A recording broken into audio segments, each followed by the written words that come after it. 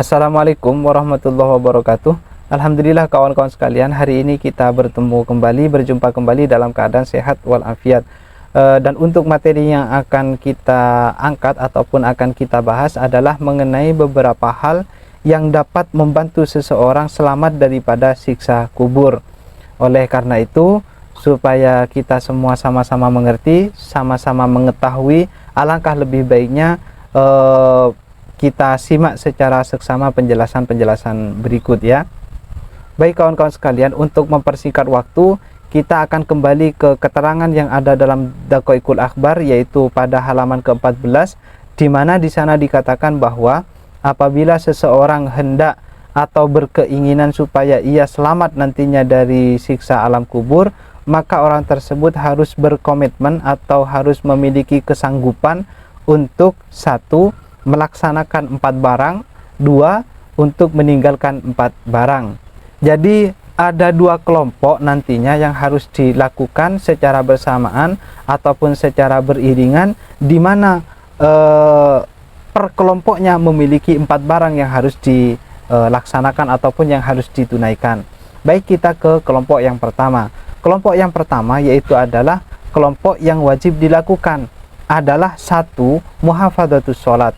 Apa yang dimaksud muhafadzatus sholat? Tidak lain dan tidak bukan, kita dituntut untuk berkomitmen kuat supaya dalam 24 jamnya sholat yang 5 waktu itu ditunaikan dengan sempurna. Maksudnya sempurna, usahakan 1, tepat waktu ya, diusahakan tepat waktu. Kedua, diusahakan tertunaikan semua syarat-syarat dan rukun-rukunnya. Kemudian lebih daripada itu, usahakan juga untuk khusyuk. Mungkin yang dimaksud dengan muhafadzatus sholat adalah yang semacam itu, sebagaimana yang ada di dalam keterangan-keterangan ilmu fiqh. Kawan-kawan semua sudah pasti tahulah. Kalau semisal tidak bisa melakukan tepat pada waktu, setidaknya ya diqodoi kawan-kawan ya. Kemudian untuk barang yang kedua yaitu adalah as-shodaqoh. Kawan-kawan sekalian, yang perlu diperhatikan adalah ketika kita melaksanakan atau ketika kita mendengar kalimat shodaqoh, jangan tanam di dalam hati kita bahwa orang yang menjelaskan masalah shodaqoh pengen disodakohi. 1. Yang kedua yaitu adalah kalau kawan-kawan mendengar kalimat shodaqoh atau bahkan bersedekah, maka jangan sampai kawan-kawan mengikut sertakan yang namanya gengsi. Artinya kalau tidak diketahui, nggak marem, nggak puas bersedekahnya, jangan semacam itu. Kemudian kalau tidak 50.000 tidak mau bersedekah, jangan seperti itu kawan-kawan. Yang namanya sedekah itu tidak terikat dengan nominal, tidak terikat dengan hal apapun. Sedekah itu satu-satunya keterikatan sedekah adalah keterikatan dengan keikhlasan ataupun kelegowonan hati orang yang memberikan sedekah, berapapun itu ya. Jadi jangan sangkut pautkan sedekah ini dengan hal-hal yang di luar sedekah, itu trending ke ataupun itu supaya hit ke, supaya dikira orang dermawan. Jangan kawan, nanti sedekahnya kawan-kawan akan menjadi sedekah yang sia-sia, seperti kata tanpa makna, nantinya seperti itu. Selanjutnya kawan-kawan sekalian, apabila Anda telah mendengar kalimat sedekah, maka seyogyanya kawan-kawan menanam pengertian bahwasanya kalimat as-sedekah itu memiliki beberapa makna, memiliki beberapa arti ataupun beberapa praktek. Praktek yang pertama atau arti yang pertama, sedekah itu bisa berarti pemberian yang nantinya berdasarkan hukum sosial. Katakanlah berdasarkan karena ini adalah sesama kita, sesama manusia. 1. Yang kedua, ada memang sedekah yang merupakan dogma ataupun kewajiban agama. Contohnya seperti apa? Seperti zakat. Jadi zakat bahasa lainnya adalah as-shodaqoh, sebagaimana dalam Al-Quran, innamas shodaqatu lil fuqara wal masakin ila akhirih. Sedekah yang dimaksud di sana adalah zakat. Maka sampai di sini bisa kita simpulkan bahwa as-shodaqoh memiliki 2 arti, bisa sedekah yang sunnah, bisa sedekah yang wajib ya. Kemudian kawan-kawan sekalian, untuk barang yang ketiga dari kelompok yang pertama tadi kan ada sholat, kemudian ada sedekah, sekarang yang ketiga ini wajib juga untuk dilakukan supaya kita terhindar dari siksa alam kubur. Yang ketiga, qiraatul Quran.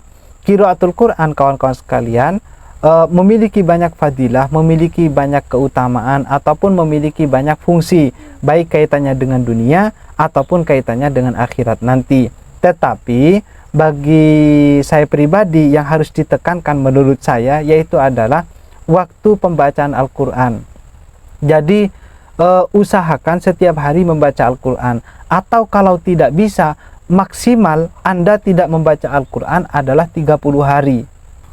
Selanjutnya kawan-kawan, barang yang nomor 4 dari kelompok yang pertama yaitu adalah membaca tasbih. Perbanyaklah membaca tasbih seperti subhanallah ataupun subhanallah wa bihamdi, subhanallah wa bihamdi, dan sigat-sigat tasbih yang lain. Yang terpenting kawan-kawan jangan sampai membaca tasbih yang dilarang. Apakah ada tasbih yang dilarang? Ada, contohnya subhani, subhani, subhani, itu nggak boleh, dilarang. Kalau Anda melakukan hal itu berarti Anda termasuk orang-orang yang sesat, kata mereka ya. Baik kawan-kawan sekalian, untuk kelompok pertama yaitu empat barang yang wajib dilakukan telah kita singgung, telah kita sampaikan, yaitu adalah sholat, kemudian membaca Al-Quran, kemudian sedekah, kemudian membaca tasbih. Kemudian kita pindah ke kelompok yang kedua. Kelompok yang kedua isinya ataupun barangnya juga sama, ada 4 tetapi tidak boleh dilakukan. Apa saja 4 barang itu? Satu adalah al-kidbu ataupun al-kadhib.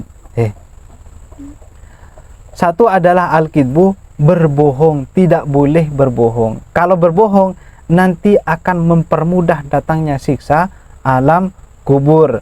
Kalau di redaksi fikih sebetulnya ada kasus yang diperbolehkan untuk berbohong. Contohnya, salah satu contohnya adalah untuk mendamaikan antara dua orang yang saling bermusuhan. Nanti pihak ketiganya ataupun orang yang akan meleraikan dua orang yang berkonflik ini boleh untuk berbohong. Saya contohkan, misalkan A dan B sedang berseteru ingin melakukan pembunuhan.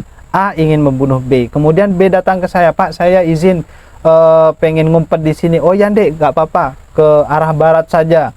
Lantas selang beberapa waktu si A datang dan bertanya, Pak, apakah Anda melihat B? Apakah Anda melihat B? Kemudian saya jawab, iya dek, saya melihat B, tapi B larinya ke timur. Ini kan saya berbohong ke si A. Tetapi sekalipun saya berbohong, ini adalah kasus yang dikecualikan, artinya diperbolehkan karena untuk mendamaikan dua orang yang berkonflik. Ya, ini baru diperbolehkan. Dan ada beberapa kasus yang lain, tetapi saya tidak bisa untuk menyebutkan di konten kali ini. Barangkali kalau ketemu dengan kasusnya bolehlah kita bahas lebih panjang. Kemudian selanjutnya kawan-kawan sekalian yaitu adalah al-khianat.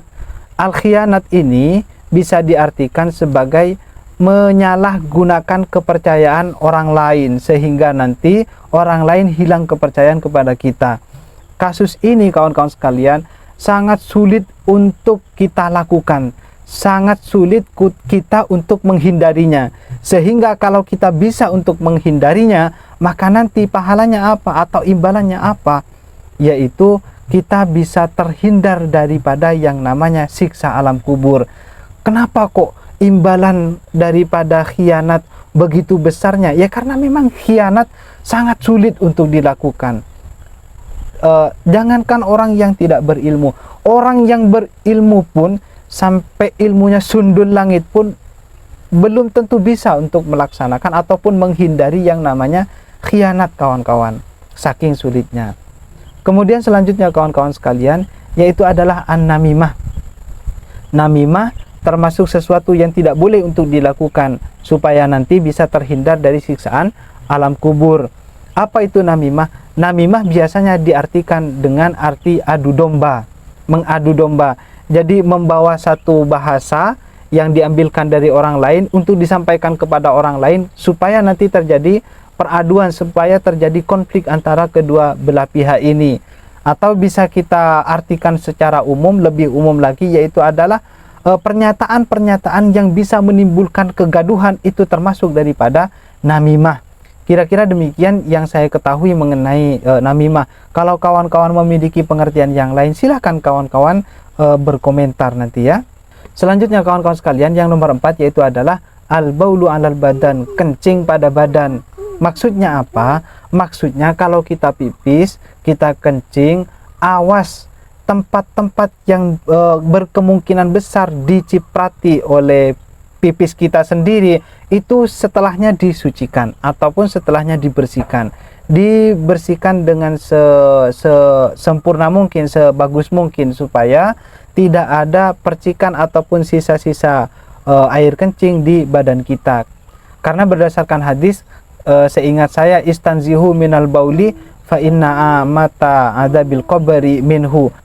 Kalau kalian pipis, maka setelah pipis harus dibersihkan ataupun disucikan, karena kebanyakan ataupun mayoritas siksa alam kubur itu didatangkan dari pipis yang ada di badan kita. Kok bisa demikian? Ya kalau kita badannya itu mengandung pipis, lantas sholat, kan sholatnya nanti kan tidak sah kawan-kawan. Makanya harus berhati-hati ketika pipis, dibersihkan secara merata ataupun secara sempurna.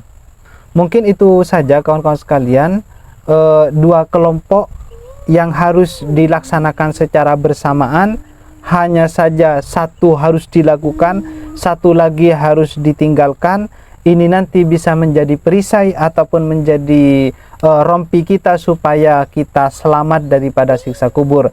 Adapun 4 yang dilakukan, yaitu adalah 1. Muhafadzah ala sholat, kemudian sedekah, kemudian qiraatul Quran, kemudian tasbih. Ini yang harus dilakukan. Yang tidak boleh dilakukan yaitu adalah 1. Al-kidib, 2. Al-khiyanah, yang ketiga adalah al-namimah, an-namimah, yang keempat adalah al-baulu alal badan, ataupun kencing pada badan kita, sebagaimana yang saya terangkan barusan.